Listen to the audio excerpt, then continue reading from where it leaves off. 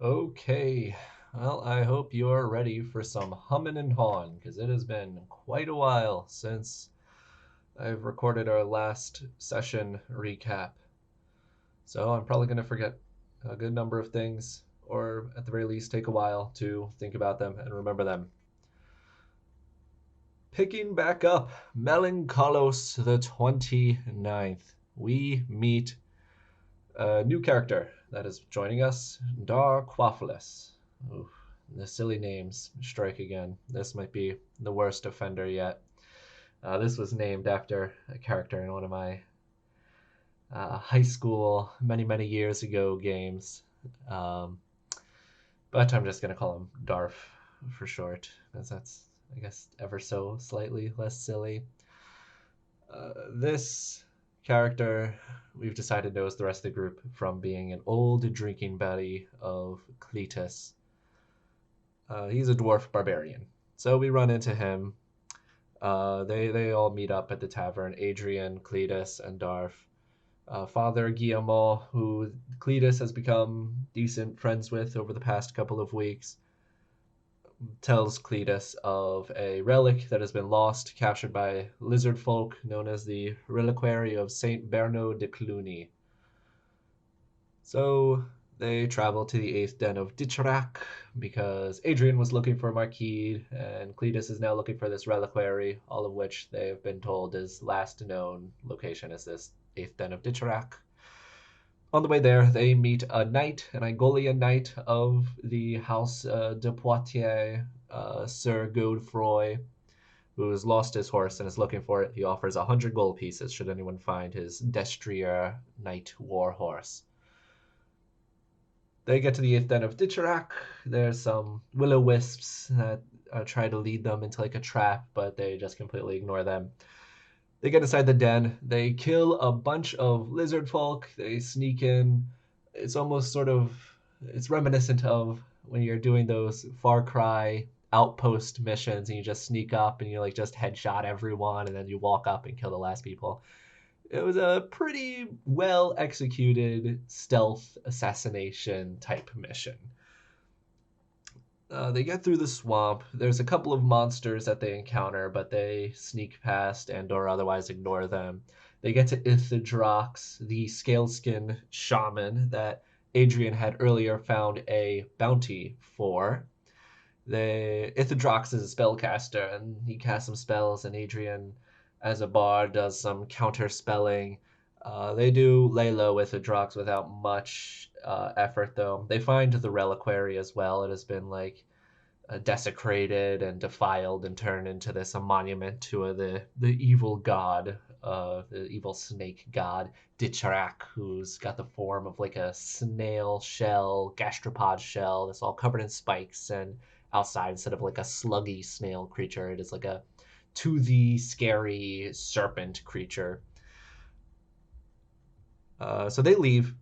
They exit the cave, and outside they find Marquis. Marquis is traveling with a cart with a giant cage in the back, like a prison cart. It is being pulled by trained boars, and they see Marquis is riding on Sir Godefroy's Destrier. So at this point, only a single player left, and I believe it is Darf because the other two had interaction with Marquis before, and he would surely recognize them. So Darf tells them that there's a reliquary inside. It's made out of gold. He can't carry it out by himself, but he could be willing to be convinced to split it with Marquis if he can help him recover it. So he tricks Marquis into coming into the den, and the players try to pull a like a sort of trap ambush on him where they try to take him at knife point. Marquis screams out and reveals that he has had bandits following behind him, helping him. Oh, and inside that wagon with the cage, there's multiple lizard folk slaves and Screws, who is who they were looking for. So yeah, they get ambushed by these bandits after they had ambushed Marquis. A huge fight breaks out. they free the prisoners who all start going crazy, started fighting the bandits, and some of them even start fighting the players. Marquis, he rides off, he escapes and he tries to run away on his horse. And a chase scene ensues. They do manage to, they almost capture Marquis, but he does nearly get away when Cletus places a perfectly aimed crossbow bolt shot right in between the eyes of Marquis and kills him instantly. And they take the cart, they put the reliquary on it, they return the destrier to Sir Godefroy. They get Oh yeah, they take Screws alongside with them. They get back to town. They return Gruz to Screws, and Adrian actually frees Gruz of his promise to follow alongside him and tells him to go off on his own. So he certainly earned a more loyal ally than he even first had. I'm sure Gruz will run off and become he was initially a pirate, the Gruz and Screws twins. So I'm sure they're going to go off and do some pirating stuff, and they'll come back eventually to be, super OP pirate allies. They take the reliquary back. They return it to the father. The father tells them that he will offer them free spellcasting services for the rest of their days. Uh, they gain Godefroy as a contact who offers his help, and Ithidrox had a bounty for him, which they collect, and they make a good couple hundred gold. I believe actually, yeah, they make 1,000, and they split it between the four of them, the three players and Godefroy, and they rest for a while. Our next session, this was a very, very short one because multiple characters were created. We meet a few new characters. Humdu, a human monk. Another ever so slightly silly name, but at least this one is excusable because it sounds like it could be her real name. So he has this friend, Dimhat, that has been captured that he's looking for from his monastery. So at the very beginning of the session, he encounters a rival martial arts clan known as the members of a rival clan known as the Venom Lotus clan. They run into a hobgoblin who challenges him and informs him about Dimhot and his capture and all this stuff. And that hobgoblin is just instantly dealt with through a quick fight. He's no match for Humdu. Nipsey is a gnome ranger. In his background, this is his life section. He was found to have been turned into a frog for 6 years of his life. During these 6 years as a frog, he joined Adrian's entertaining troupe and was effectively acted as a trained frog for one of the other entertainers. And Bremriel is a dark elf rogue who fought at the Battle of Bottomless Hill with Nipsey, a legendary battle during the Perdition Wars. Nipsey, however, though, was instantly knocked unconscious and slept through the entire battle. Adrian is in this quest as well. Godefroy invites them to a council meeting being held by the count of this town and the Lord Mayor. They go to this council meeting and they witness it. And during this meeting, a member of a fair merchants club proposes a dam that is going to be built on the nearby River Bretaire. The council, like the count and the Lord Mayor and all his advisors, they do seem to be in support of it. When a local comes in and gives a shepherd, in fact, comes in with his flock and gives the old, oh, if this dam is built, where's my flock supposed to eat and drink? Where's my flock supposed to live? Real full-on Chinatown situation. As the shepherd is being escorted out by the guards, he shouts out saying that that this Fair Merchants Club that is proposing the building of this dam is being funded by a criminal enterprise known as the Crumb Enterprise. Uh, and this, unbeknownst to all players except Adrian, is a has ties to like a criminal network that Adrian's father is the leader of, in fact. Um, so they leave this council meeting and they find out about from Pierre that the Fair Merchants Club, he believes them to be responsible for having stolen his brandy, but not directly responsible. They had hired goblin bandits to steal his brandy in a sort of like merchant fixing, trying to take the market from this for this alcohol. Um, so they accept this mission and they decide that the way they're going to find out whether or not this is the case, they capture, well, yeah, they wait for this merchant to go to his room in the tavern and then break in and then take him hostage. Basically, they bind and gag him. So this was a super duper duper short session, like less than an hour long, because a bunch of people had to make characters. Um, and so on the next day, we, Nipsey and Bremriel, they're just staying back, keeping watch over this prisoner. Adrian, Darf, Cletus, they go to the dwarven hold of Kern Darum because they were promised a prize should they be able to defeat Marquide, who had been giving a insulting name to the dwarves, his existence being a, constant offense to their entire race. They come back. They are rewarded with the Lightning Greaves of Clan Kazay, a magical pair of greaves that no one is capable of wearing because it requires proficiency with heavy armor. So, but they are otherwise just valuable items. They do also search around here for someone who can read Goblin, because on the merchant they find a note written in Goblin that appears to be some sort of contract. They get someone that can read it. His name is Canna's Gem Cutter that they find, and he tells them that it does appear that that they are in cahoots with each other, and that this is like direct evidence revealing that they had a plan to steal this brandy. And they find out that it is being kept in a location known as the Gap of the Goblin, a place with fairies and goblins. So they get back to Borzu, they pick up Humdu, and the four of them head off to the Gap of the Goblin. They fight a bunch of goblins and they fight a bunch of fairies.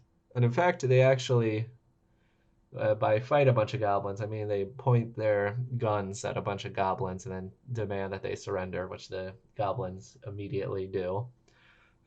So yeah, they go in. They find Scrugrug. He is this martial artist bugbear that has a duel. He only nearly kills Humdu, but he does manage to barely survive. They do kill Scrugrug. They recover the brandy. They rescue Dimhat. Dimhat, I should say.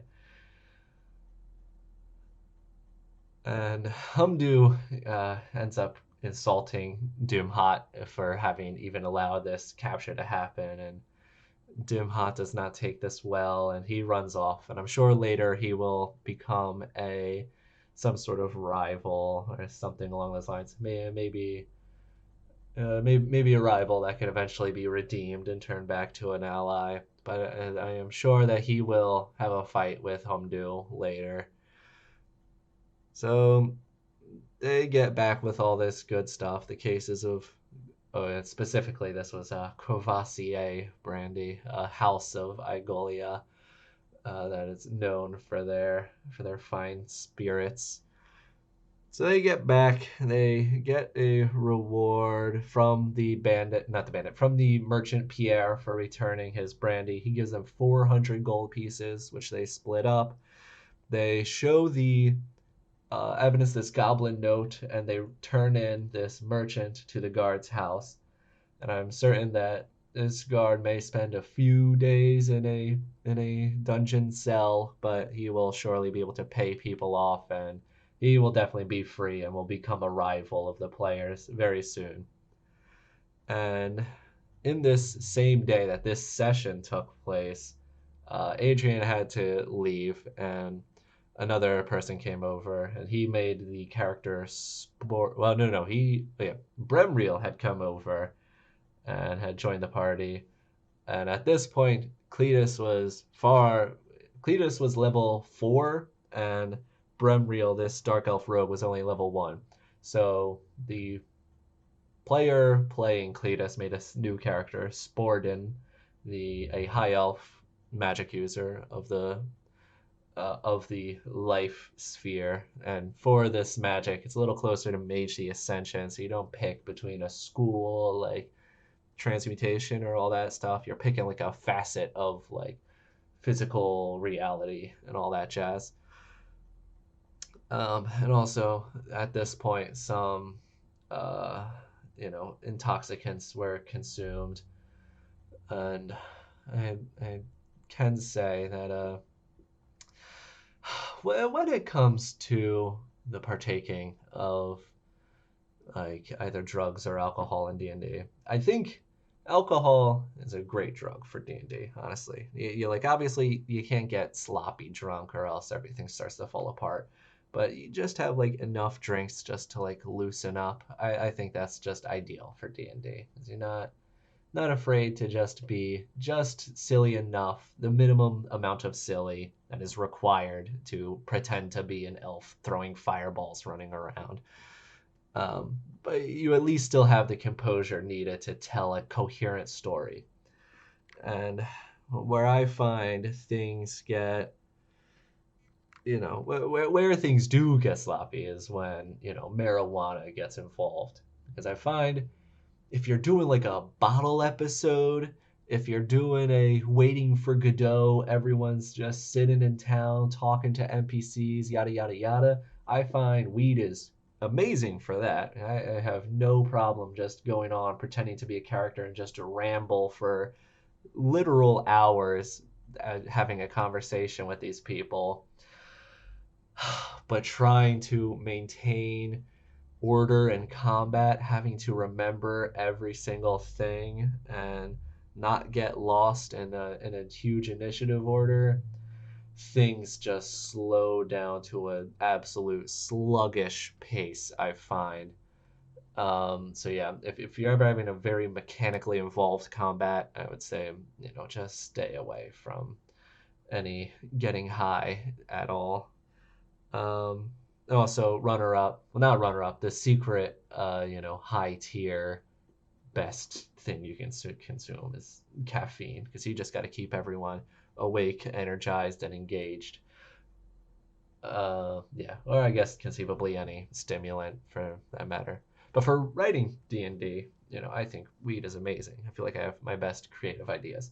But I digress. Okay, so this was a very, very haphazard, thrown together session, a very last minute, because it literally was just back to back with the last session.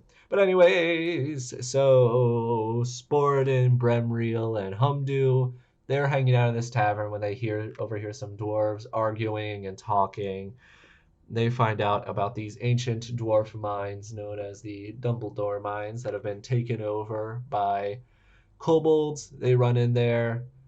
They rescue a dwarf who later gets killed, but they otherwise kill a bunch of kobolds, and they do clear it out of these kobolds, and they recover some treasure, some gold pieces, and nothing else really gets furthered in anyone's story in this session, but they just make some golden XP.